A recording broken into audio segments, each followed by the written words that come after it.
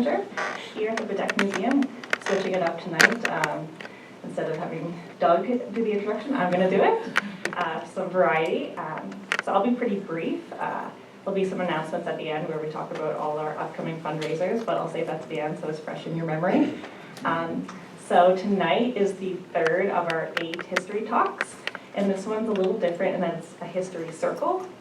And it's going to be led by Valerie Curtis, who is a member of the Bedeque Area Historical Society.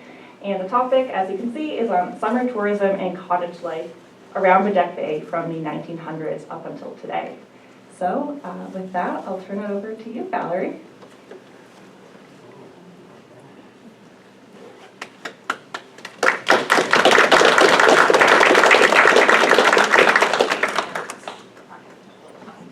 Didn't have cottages, but they should have a lot of people come home and visit in summer there. I keep thinking about a business mantra I saw. Be brief, be bright, be gone. All right. So it's a little, the title is, has kind of morphed a little bit as I developed the talk. So, I mean, obviously we're not talking about all around the bay. We're talking about our side of the bay. So in tourism, we're touching on that. Cottage life, we're going to split it up, so we'll see how we go. So, got my notes. So just at the beginning, I just want to give a little brief blip on tourism on PEI. So, question, what has brought the tourists to PEI? It's us, right? We Islanders, we're the magic. And I remember when I married in 1979, coming here from the States, and it seemed like every place where I would go to visit, it was usually the ladies, and they would say, well, come on in and have a cup of tea. We don't hear that much anymore, do we? But that was the culture that our tourism came out of. It was a culture of hospitality, and the idea of offering someone just some pleasant passing of time together. So it was, you were wanting to grace the other person. So, how to package our beautiful island without becoming mercenary in the deal? The answer to that key is tourism happiness, and it's been quite a journey. Tourism as a business, I want to put this down a little more. I am not very tall. There we go. Tourism as a business had gradually found a toehold on PEI in the mid to late 1800s. We see little blips showing up, and I give credit to Alan McEachran for some of these in his summer trade book. There's the Toronto Globe of 1875, and had this to say of PEI: there are many well-to-do farmers who will take 2 or 3 persons, or a small family, for a time. And then the Examiner from 1887 had this line: the island has offered a cool and quiet refuge from the intense heat and the heavy care of business. So some things never change. All right. The North Shore, as you know, was giving us some competition here in Bedeque. They had opened their arms to the tourist. The Neil Shaw family opened one of the first businesses to take in tourists in their farm home in the 1860s. And you know that is the Shaw Hotel today. And that is one of the longest running family-owned hotels in Canada. It was built in jumped ahead here. There was also the Ocean House in Anglo Rustico, built in 1870, opened in 1871, and it was a grand hotel, and it had 21 bedrooms. So, we in Bedeque are quite familiar with the Holman's Hotel, the Island Park Hotel, and it has a sad history, as we all know. It was built in 1872, even more impressive, it had 125 rooms. It's an awesome number for that period. It had many amenities, including an indoor bowling alley, and it does make us wonder what Mr. Holman was thinking when he built. Yeah, sad end to that one. Okay, so the 1920s and 30s were the time of recognizable growth of tourism on PEI. Of course, it's the automobile bringing them in, and the improved roads. So from the 1940s on, tourism was beginning to be seen as an important island trade. And of course, the government got involved because they saw that as a good place to find revenue. And in summary, we can say they went to great length to encourage the tourists here. I just want to give one example, and maybe some of you have heard of this. They made a plan to eradicate ragweed in the 1950s so that they could offer, and I quote this from the tourism book that's over there, a near perfect haven for hay fever sufferers. We know that failed. So, in summary, we've come a long way since our early offerings for the tourists. If you like numbers, in 1950 there were approximately 40,000 summer tourists, 1950. 1960 it had swelled to 250,000 in the summer. And in 2025, 1,087,000. No wonder our roads get busy. Okay, so let's start with my slideshow. See how we get along with this. Heather tells me it's easy. Just push the arrow button. It works. Okay, so I went to the experts for definition of PEI tourism, and you'll see that it's a local expert. The delicate art of the PEI tourism practitioner is to extend so much comfort to people from Ontario that we end up with their money, but not so much comfort that they don't eventually go away. And another one. PEI tourism involves the dark art of achieving 12 months of business revenue and 3 months of the calendar year. And that wouldn't be so we can lull about in Florida for the other 9 months. Okay. All right, and we're not done with these. Got another page. And I went to some more experts. And I will tell you that these experts are two of my grandkids. So, because I asked them, what's a PEI tourist? So this is kind of what I got. They are people who don't know how to make food very well because they always eat out. And they are people who come from away and eat lobster and don't know how to drive. I don't know where they don't know how to drive. Okay, that's so fun. And this is my definition of a cottager, because they are a different creature than a tourist. Okay. A PEI cottage dweller is a crossbreed of shore-seeking locals and come-from-awayers who love sand, sea, and family more than their money. So there we have it. All right. So to get a good perspective of the lay of the land, I braved flying with my son-in-law, Matt Mose. I had declined for quite a while because it looks like a lawnmower with wings and a propeller. It sounds like one too. Sorry, Matt. And wow, it really, really helps. So I'm going to give you on a very quick tour. So here we are up over Summerside, looking toward Bedeque. And let's see how this laser thing works here. I'll do with this for Pullman Island. Okay, we got Lower Bedeque, McCollum's Point, we got Fernwood, swing up to Cape Point if I'm right, and Shelton, and Newman Shores down there. Bridge. So, just give you a quick go at it. We've got quite a few, so I gotta go fast. All right, I like this one because of the way it shows the Dunk River. I better stay near the mic. It shows the Dunk River snaking through Bedeque. And then you can look over it and see Lower Bedeque and Fernwood. So let's keep going here. All right, now we went up to the bridge. And we're going to swing back and we're going to go all the way back to Summerside. All right, so here we go. Now this is Newnan Shore, Gordon Cove, I believe it is. And yeah, Newnan Shore, Gordon Cove. And look at the wetlands. Now, we do have quite a bit along our shore. And I look at that and I say, that will never be developed. But then I think we should never make such, we can't predict the future, because look what they have reclaimed, right, along our coast. So, but right now, it doesn't look like that is going to be reclaimed. So, here we go. All right. Does anyone know where this is? Shore. It is Matart Shore. And boy, the change in there. Of all the places, this has seen, I would say, the most change. We're going to see that later. Okay, moving along here. And have these, yeah, is that Shelton? Just a second, I have. That's Shelton. Yeah, that's Shelton there. It's different than the big screen. Yes. Oh, yeah, that's okay, I'm gonna go back up, sorry. I'm gonna go back. Yeah, okay, and then we're into Shelton, yep, okay.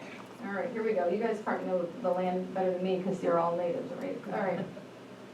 Okay, so then you have the Shelton, the Bouquet Point.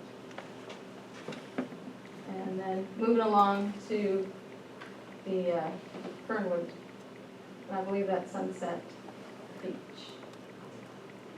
And then, we know this place, you go ahead, wrapping around. And, I mean, it really makes you realize how rural our community is. Look at the farmland.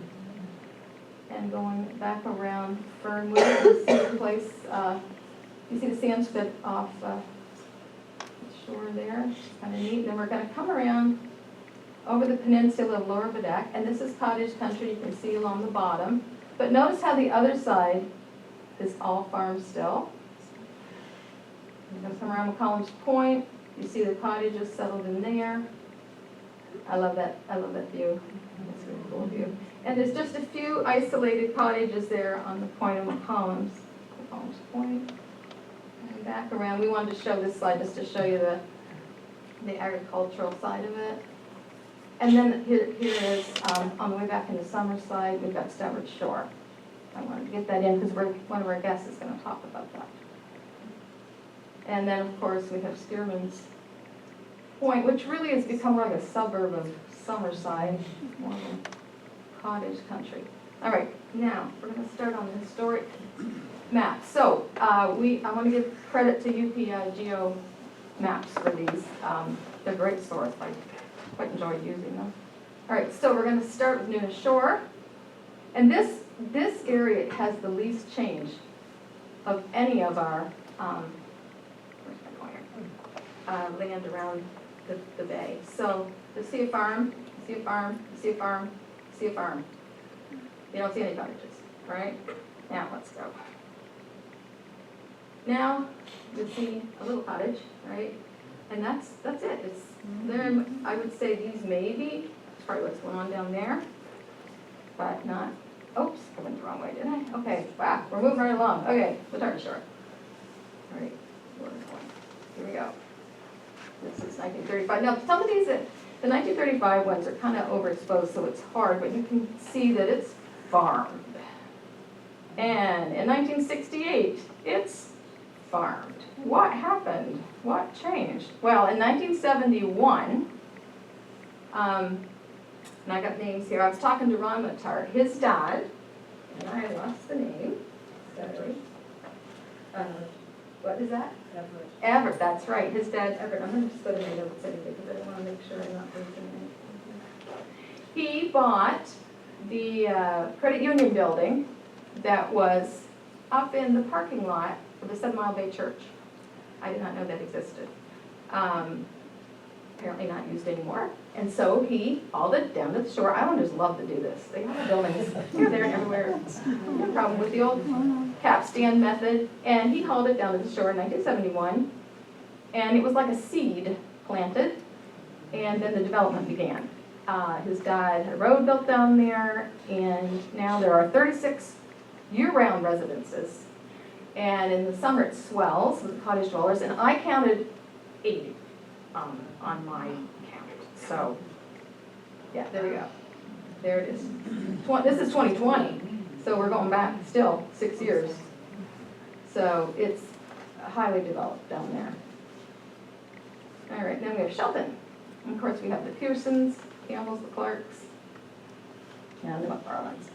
All right, 1935, still all farms, Pearson farms, and I don't know the area well enough. That's not my point anyway. I'm sure someone can explain where they all were. 1958, still all farm, but you do see a little bit happening up in here. All right, 2020, we have the park right there. All right, and we've got all our cottages, we've got our cottages.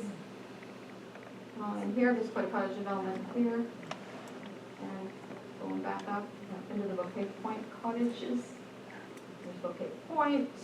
I'm just gonna move right along here. Again, farm, yeah, a few houses, but 1958, 2020, and then you see all of the development along the shore. So, seemed to happen all at once. Fernwood. And we've got the Sherrys and the McFarlands and the Andersons. All right. 1935. Farmed. 1958. And you see the farms settled in there. And 2020. There, see that on the shore there? And this goes up in, yeah. So quite a change. And then we got Lower Bedeque. Again, we have our McCollums and the Affleck spot.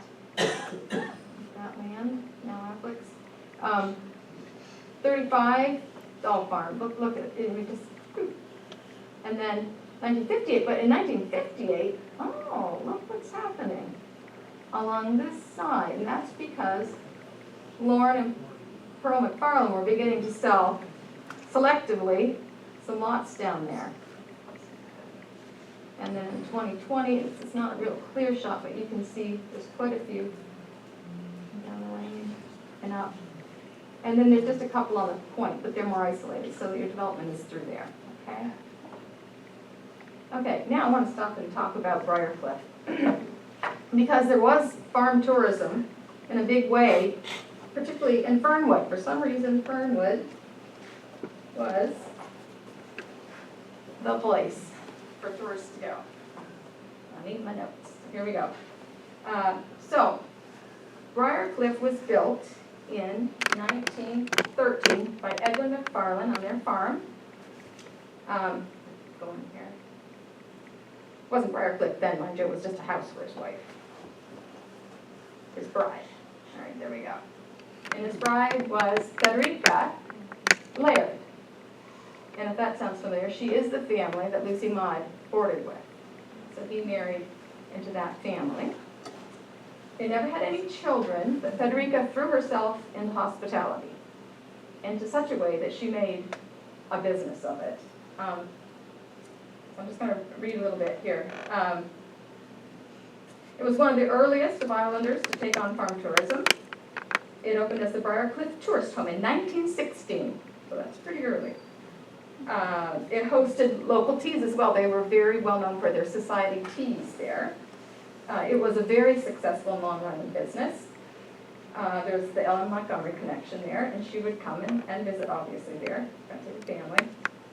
She ran that until the mid-50s. That's a long-running tourist establishment. And we have Carrie and Malcolm here who now own it, so maybe we can field some questions to them later on. Okay, here we go. When the house was purchased by Bill and Mary Kendrick in 2001, oh, sorry, I skipped. It was sold to the Larry Sudbury family, sorry. And now when we walk down, I took a walk down the lanes there, and all the little lanes and cottages have a lot of Sudbury family connection to them. So it's loved by that family as well. Sold to Mary and Bill Kendrick in 2001, and then Carrie and Malcolm have operated it since 2014. I read through some of Connie McFarland Carruthers' memoirs of Fernwood, and I just loved some things she said, so I want to quote here. Connie remembers Frederica and says about her, "She did all right at keeping tourists, and she made a lot of money at it, too." Okay, so the house had 5 bedrooms, and Frederica could host 8 guests at one time, and as well as down at the cottage. They had a cottage in the shore, so sometimes we'll be hosting up to 12. The house was sold, okay, I read that part. All right, here we go. We got to move on. So, that is the couple, Frederica and Edwin. And I've got a postcard here that I talked to Carrie about this. I said, "Is that the mod that it might be?" And she's like, "I can't tell you." But anyway, it's something to speculate there. So, now, in case you wonder why this is in here, I have a little story. When I was married in 1979, I loved antiques, and Edwin was selling his furniture. So this is Frederica's furniture, bought at Brace and McKay in probably 1913. And I have 2 sets of it, and I still have it, and it still runs like a charm. The drawers go in and out and slide just beautifully, and wow, yeah. So that would be kind of fun to put one of those on so you see what they would be, the guests would be using. And this is just down by the shore there, where they would have walked, taken their strolls. A little rock cliff. Now this is the McFarland's farm. I visited Bruce, and he had this hanging on his wall.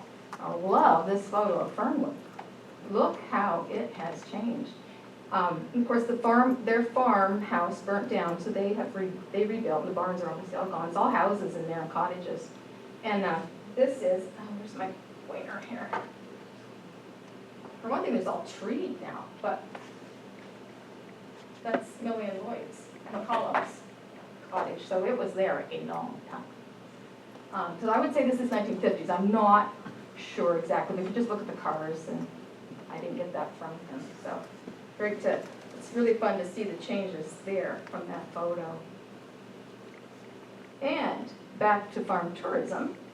This is Beatrice McFarland, and she ran a cottage business down on the shore. This is the family. I'm just going to skip through here fairly quickly because it won't take too long. Very energetic lady. This is their farm. We were looking at that must be the change center. They built a change center down by the water. Cottages, very basic.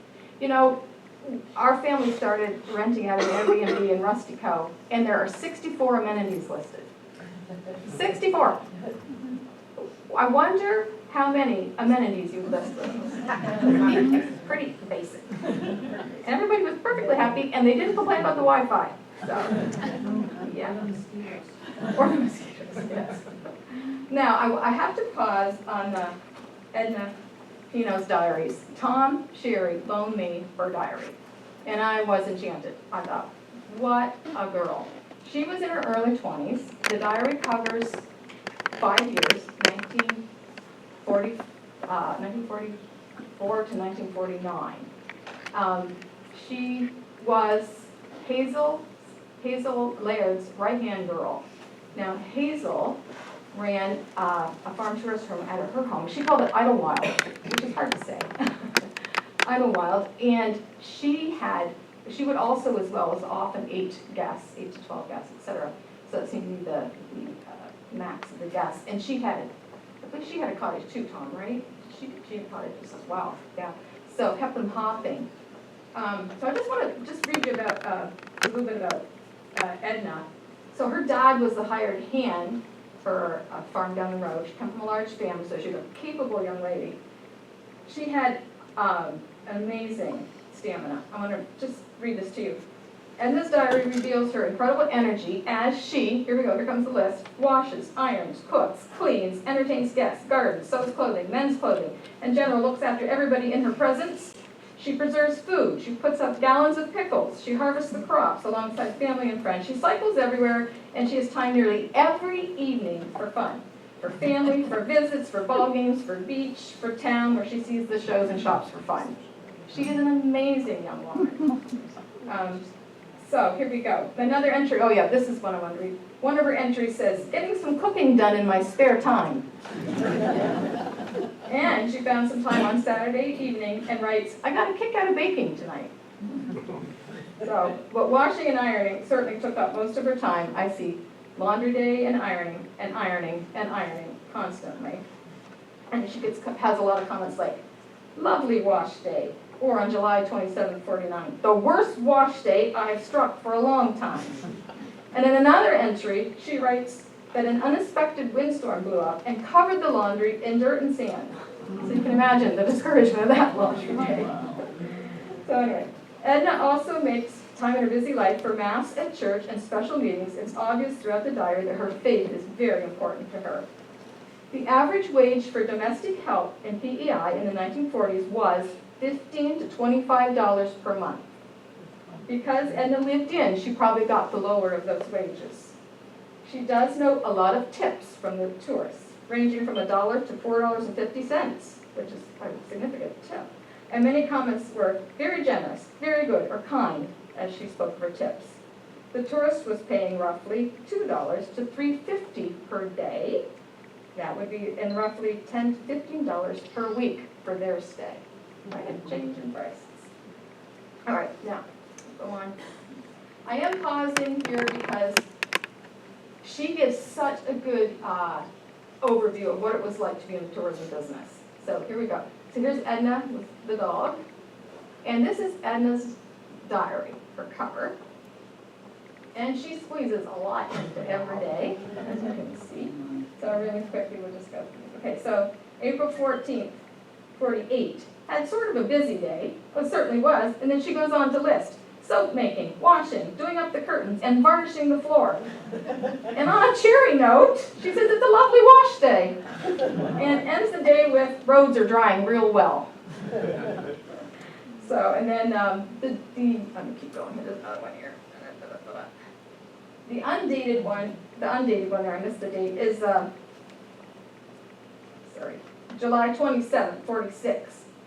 Saturday today, and boy, exclamation point. Talk about busy, with 12 to dinner besides ourselves, and Mrs. L not able to knock about much. So Mrs. L had a lot of health issues, and a lot fell on Edna. Frequent references to being on her own, or well, she would get help from her family as well. And then we have the August 17th. August 17th entry of 1946. Our usual Saturday work with not much time for mischief.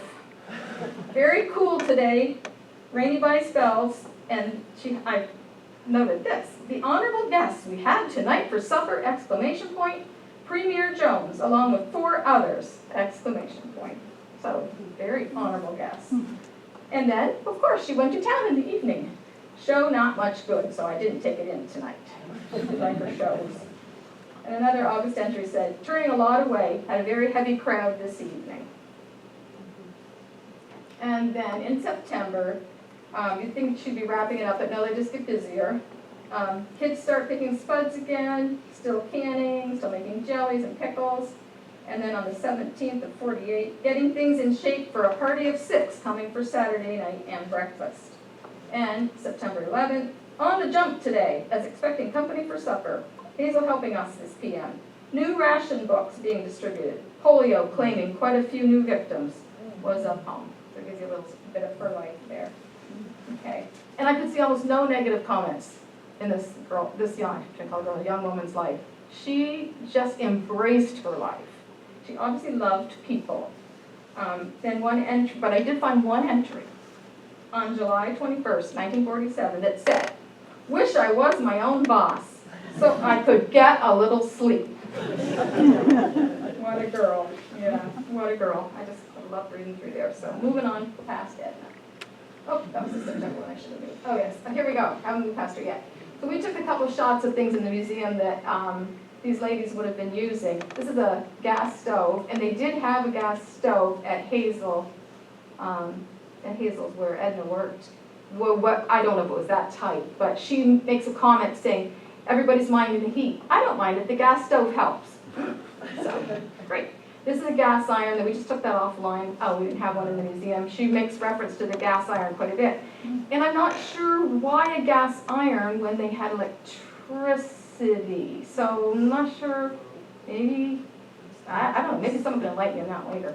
And then the wringer washer, of course, that was an important tool for them. Now we're going to go to Edgewater, and I got to speed up, I don't want to go late here. Okay, this is, Jim will tell us about this later. He has the guest log from James and Bessie Stabbert's cottage business, which they ran for a long time. We're going to talk about that in a bit. And here we have some of this is 44. Excellent cabins in the best of bathing facilities, like that. And then the one over here. We were lucky to get into such a nice place at 4 o'clock in the morning. I think they were. And then this little ditty here that somebody like wrote in. The sun he came a-streaming down when the cooks rolled into Stavert town. Himself was making flies, begorra, for the speckled beauties we ate in the Mora. The ladies said, better stop here, kid, and now, begosh, we're glad we did. Just some different ones there. And here are some photos that Jim shared. So there's some of the cabins, some of the guests, and it's just kind of fun to see the attire. And horseshoes was a big pastime. And that's his Jim's grandparents. In the corner, more guests, his grandparents with guests. And bathing beauties and children at play, and I know Jim's in that boat somewhere. And grandparents. They love fishing. We're on the Dunk River a lot. Guests look forward to that. And this is Jim and his twin sister Carol.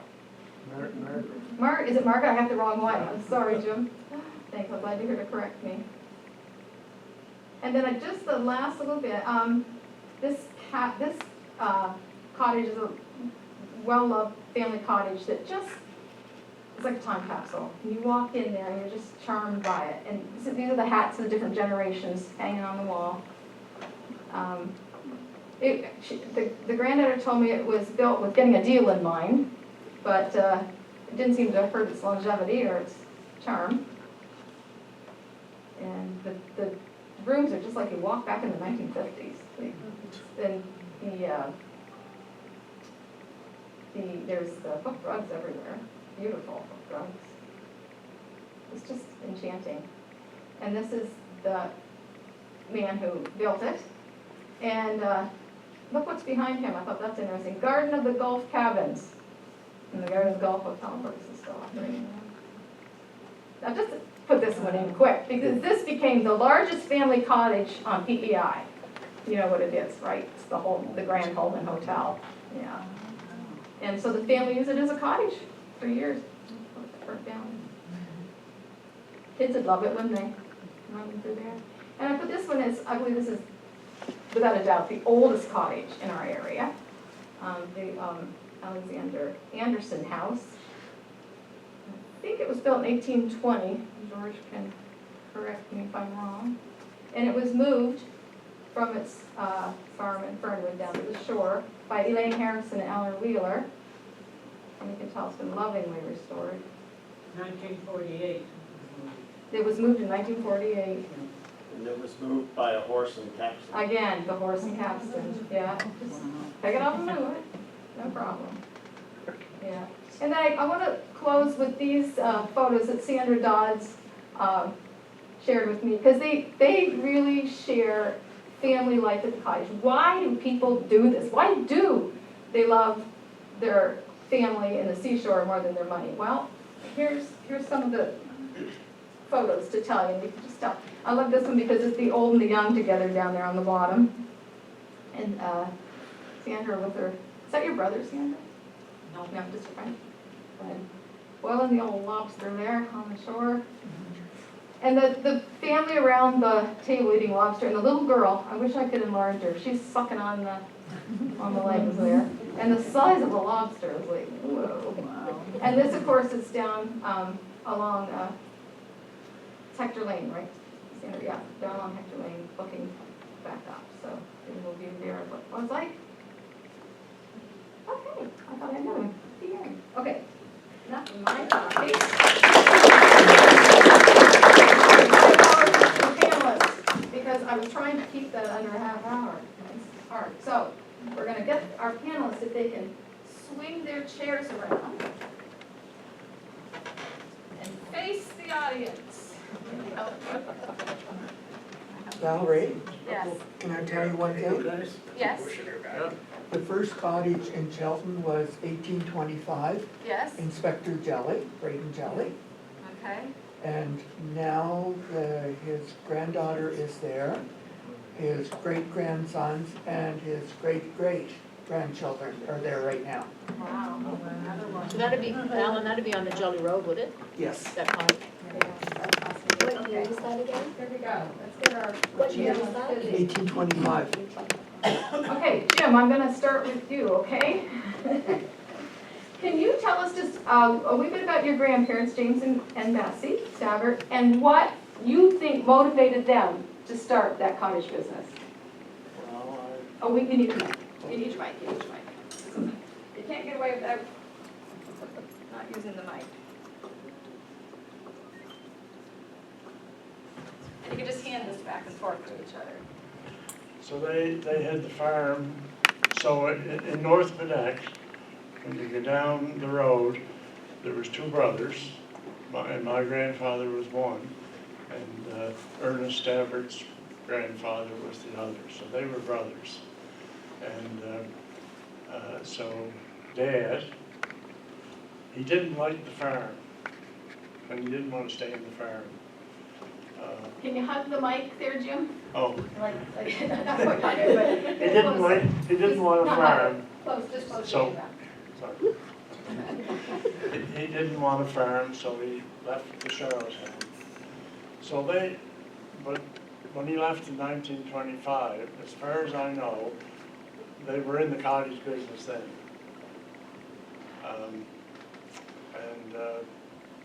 So I think somewhere around 1935, they sold the farm. But my grandfather and grandmother stayed to look after the cottages for 15 more years. And so when they were gone out of the cottages, I was 8 years old. But we lived in Charlottetown. I lived in Charlottetown. And but every second weekend, or perhaps every weekend through the summer, we'd go up and visit them. I can remember in Charlottetown, we had electric lights, we had indoor plumbing. Would you go up there? It was the complete opposite to that. But we look forward to going up there. And so they had I think it was 6 cottages there. And the cottages were pretty simple. They had a stove in them, but they had a hand pump outside, so everybody shared the hand pump. And I'm not sure how many outhouses there were, but there was one anyhow for 6 cottages. But they were full all the time. And, you know, it's amazing. Like today, you wouldn't, it's the opposite thing today. So when they left there in 1952, I think the Birches that bought the farm, I think they ran them for a little while, but I don't know how long. They probably lost their charm with your grandparents, maybe. Well, he had this big, beautiful car. I can remember driving in it, and it had tassels on the window. And he used to go into Summerside, and I think pick up the tourists off the train. Yeah. Didn't you say, Jim, that there was always a discussion whether the car should be taken to Summerside? I remember somebody told me that. It wasn't you. No, I don't think Okay, it so. wasn't you. Well, it was a big deal. I think that was before, Okay. yeah. All right. Anyhow, so I remember going in with him to Reed's Corner to get cakes of ice. So every cottage had an ice box. Pretty simple. What else? Sorry there. What else do I? So, Jim, I was remiss in not introducing my panels. Just give me a second. Jim is the grandson of James and Bessie Stafford, That's right. who ran the cottages, and he's a mechanical engineer, I am. operated family business, and now retired. All right. And Tom is our, I gotta read these, because I wrote a really nice one for Tom. You asked me for one nice thing for you to do it up. And so Tom is a lifelong resident of Fernwood and raised on a multi-generational farm in Fernwood, on the Sherry Farm. Though farming has been his main occupation, Tom is active in many community organizations, one of which is the Sea Cow Head Lighthouse. It was preserved and now being run as a successful historical destination. Over the years, Tom and his family have intersected with the summer residents of Fernwood, providing them with needed help and maintenance, and above all, sharing their friendship. Tom's been there for them. And we have Nancy here, Nancy Sutton Nicholson. Nancy was born in 1943 in O'Leary. She has deep family roots in PEI. Her father was a doctor in O'Leary, moved to Montreal to continue his education and stayed there to practice. But every summer, Nancy's been back to the cottage, so she'll have some stories to tell. And then we have Percy Athick. Percy's a lifelong resident of Lower Bedeque, part of a 4-generation farm operation, and involved in local business operations as a member of the board of directors. He says his greatest achievement in life was to marry an ambitious woman and nurture 5 children to adulthood. There, my intros. Now, we'll go back to some of the questions. I'm going to move on to Nancy. Nancy, when did your dad buy the cottage? Can you talk about that? The start of the beginnings of your family cottage. Well, my sister and I can both remember it quite well. I was 5 and she was 4, and we came out to the shore, and Warren McFarland and Pearl had just built this beautiful cottage, which Jim and his wife have now, Susan being Pearl McFarland's niece. And it wasn't wired for electricity or anything. He hadn't wired it for electricity, even though there was no electricity. He knew electricity would come to the point. Maybe that's why he sold off those lots. He figured the more people, the more likely, I don't know. But we bought a lot from him, and one thing about it was $75. And my father was doing his residency, and he couldn't pay for it, believe it or not. They paid for it over 3 years at $25 a year. So it took them 3 years to get a title. But they, nevertheless, they cobbled this cottage together with one of Lauren McFarland's bathhouses, kind of changing houses that came up in the, brought it over from Fernwood, brought my old place house down from O'Leary. What else went into it, Ruth? The extra buildings were sort of tacked on, and we were in it in the summer of '49.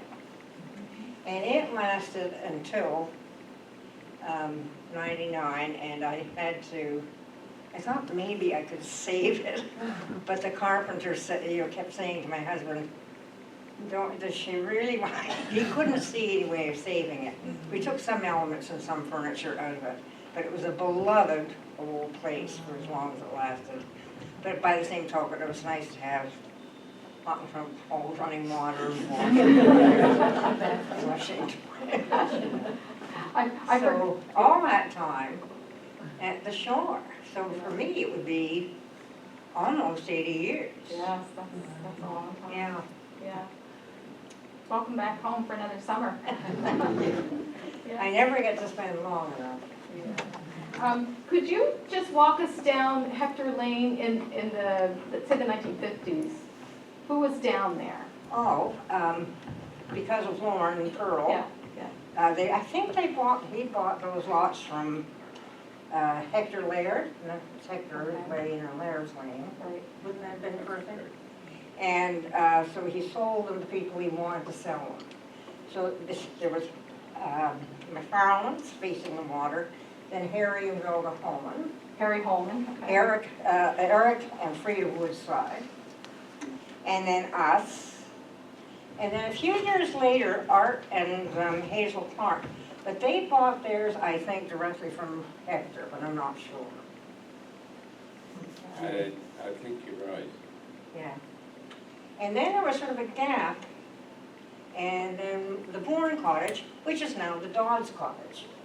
And the Bournes only owned it for a few years and sold it to they were from Montreal as well. There was sort of this bunch of Montreal doctors. There was a trio of Montreal doctors, right, with island roots. Yeah. And they all bought cottages along the shore. It's kind of part of the nice part of the story. So their children grew up together every summer. So that was in the 50s, that was it, as I recall. I stand to be corrected. Okay, very good. Can you give me a little bit of what a day would have been like as a child at the cottage? What would you have done? We just were literally, no electricity, remember?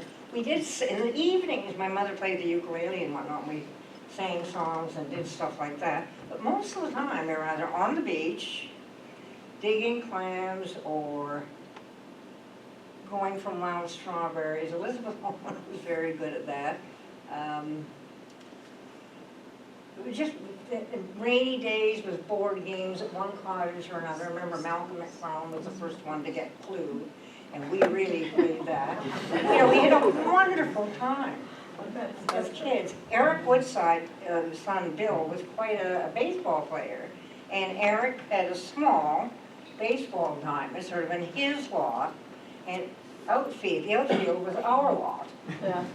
And we played that for hours, just scrub baseball. Percy, I'm going to hand it on to Percy here. Percy, there's a house that you can hand the mic to. Percy, thanks. There's a house, an abandoned house that Sandra and Nancy mentioned. It was great fun to play in the abandoned house. And you have a story about that abandoned house. Can you tell us it? Yes, I gotta get control of my voice here. I live about a mile up the road from the point, and that point had originally had two farms. The Laird farm, well, both McCollums at one time, and eventually it was McCollums and Laird's. Didn't Rice have land down there, Horace Wright? But Didn't Horace Wright have land down there? yes, but after the Horace Wright acquired the property after the Lairds and the McCollums had it. Okay. And then our family acquired the property from the Wrights. And so essentially you had the road going down the middle of the point, and the McCollum farm was on the right-hand side when you were going down, and Laird farm was on the left-hand side. And it was a property that was, the shorefront was sought after quite highly. And of course it was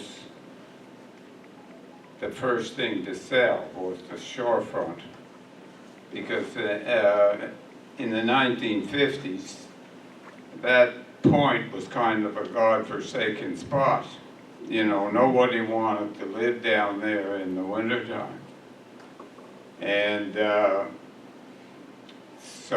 but the cottages were popular, especially on the nice beach side. The side facing North Bedeque didn't have as nice a beach, so it didn't attract the cottage people like the other side did. Then eventually our family acquired all the farmland on the point. And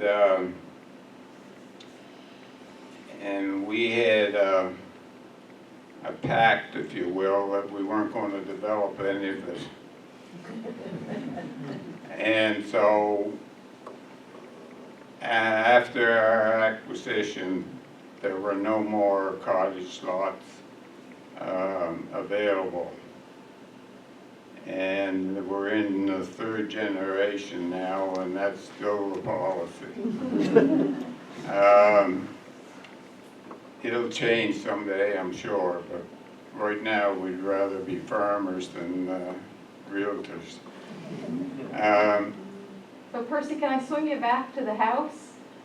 The Laird house? Yes. Yes. Well, the Laird house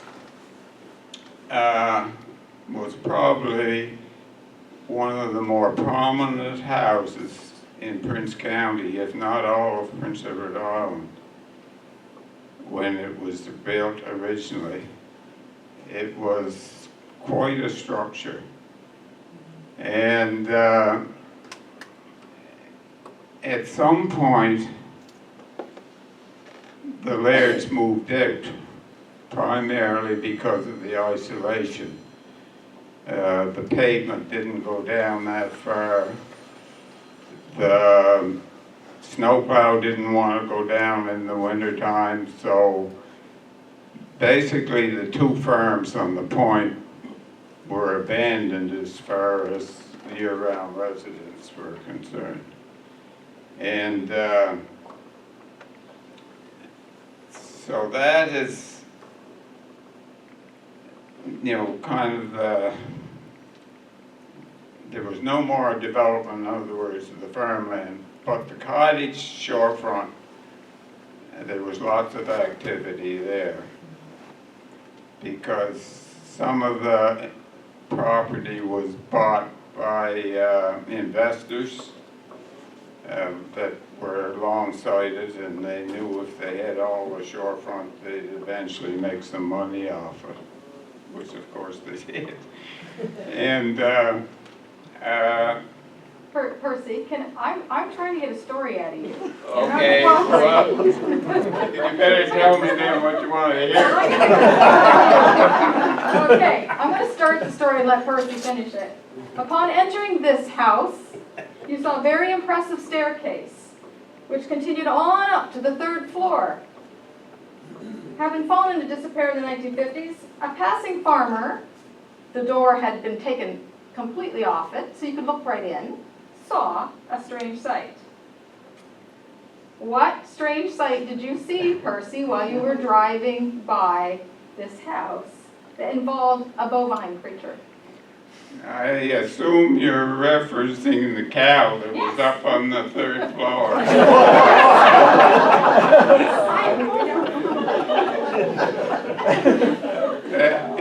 At one point, somebody attempted to move this laird house, as we call it.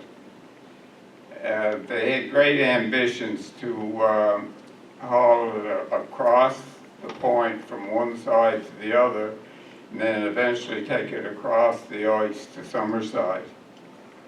And it was a very ambitious project, you know, given you know, the equipment that was available at that time. But they did move the house from its original site probably 1/4 of a kilometer up onto the farm. And basically after that it was abandoned. And the roof blew off. And at one point, after we had acquired the land, the house was still there in the middle of the field without a roof. And on one of our trips down there,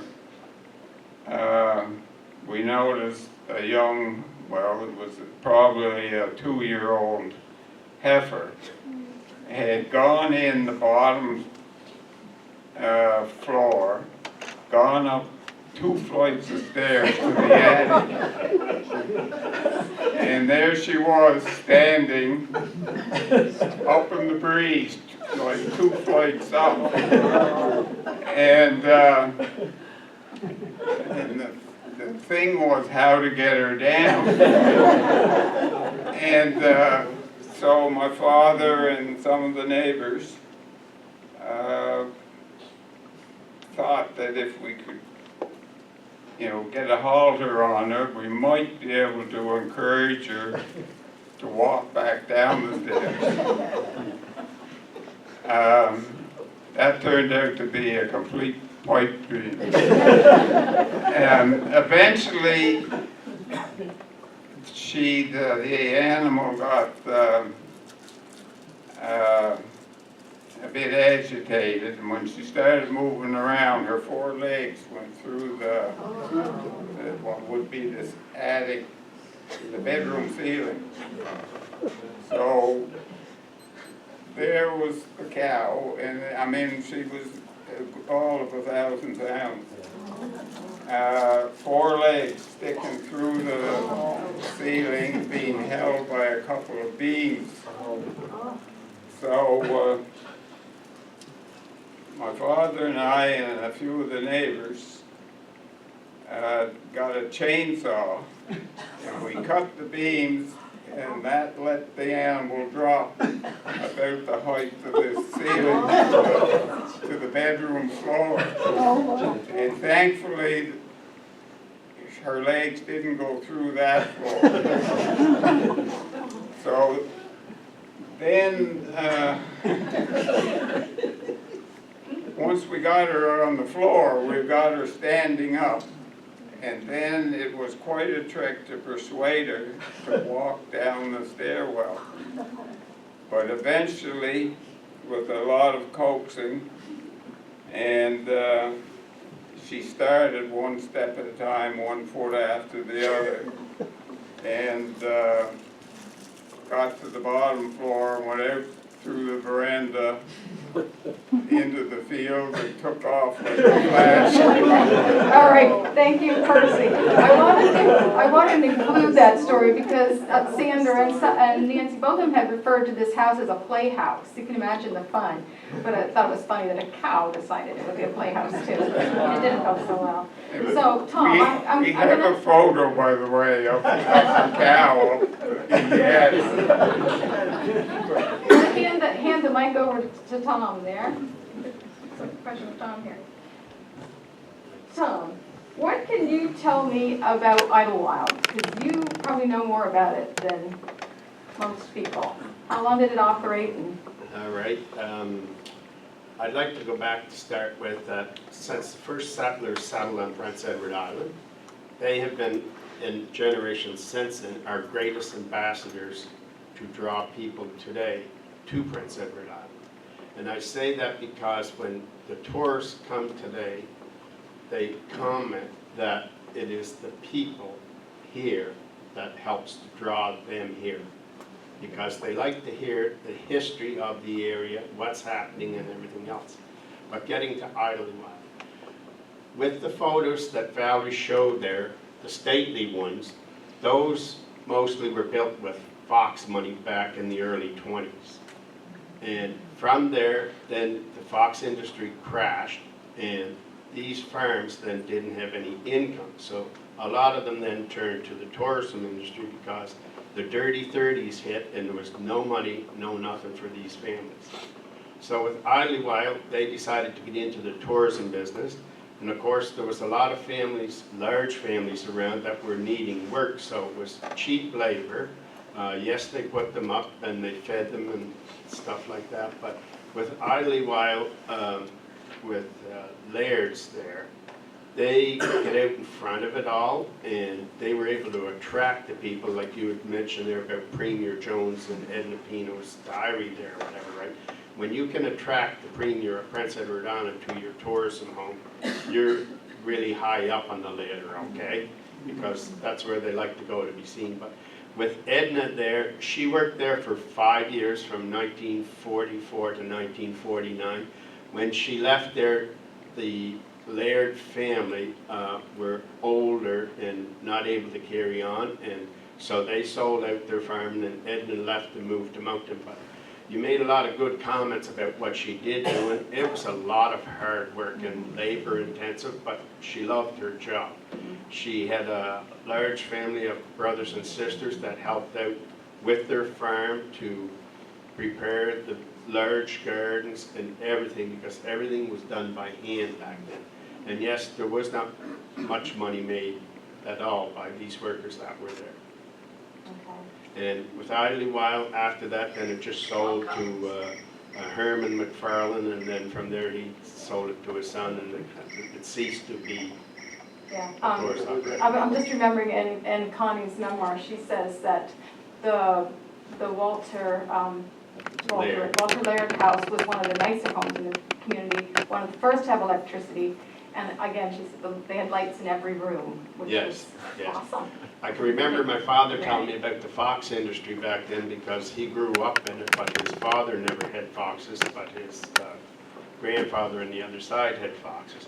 But Laird's, when at the height of the fox industry, they were offered $25,000 for a pair of silver foxes, and they didn't accept it because they thought it was going to go higher. Then it crashed, and they ended up, they didn't get hardly anything for it, so. Very good. Just one more thing, Tom, Yes. before we pass it on. The Fernwood community at large, do you think they have happily accepted the changes that the cottage development has brought in? Or is it painful to watch? No, I think the majority of them did accept it because they realized there was a lot of family members that had went away back in the late 1800s. And then these families, a lot of them went to the Boston States, and they were our greatest ambassadors. So they kept coming back year after year to visit families. So that's why the cottage industry built up. Like Cyril and Beatrice McFarland, they had 2 cottages down at the end of Grammy's Lane. And I can remember them cottages being there in the early 60s when I was a kid, because we used to go down to the shore to swim all the time. But it was families that were born in Fernwood that had come back and rented them from them and kept them going and everything. But with Cyril and Beatrice, where they lived, they had a walk with their Beatrice and her daughters Marjorie and Glenn, a mile to get to them cottages. They had to go down there, and after everybody left, clean the whole cottage up, take home all the bedding, all the sheets, towels and that, and wash them at home at hand, and then turn around and take them back down for the next guest. Yeah, it was pretty work intensive. It was Yes. definitely work intensive. Nancy, could you share with us, Sandra has shared with me, the toast that you have every Thanksgiving? Are you around for the Thanksgiving toast? If not, I'll ask Sandra. I think that's one for Sandra. That's one for Sandra? Yes. Okay. I'm gonna, Sandra will.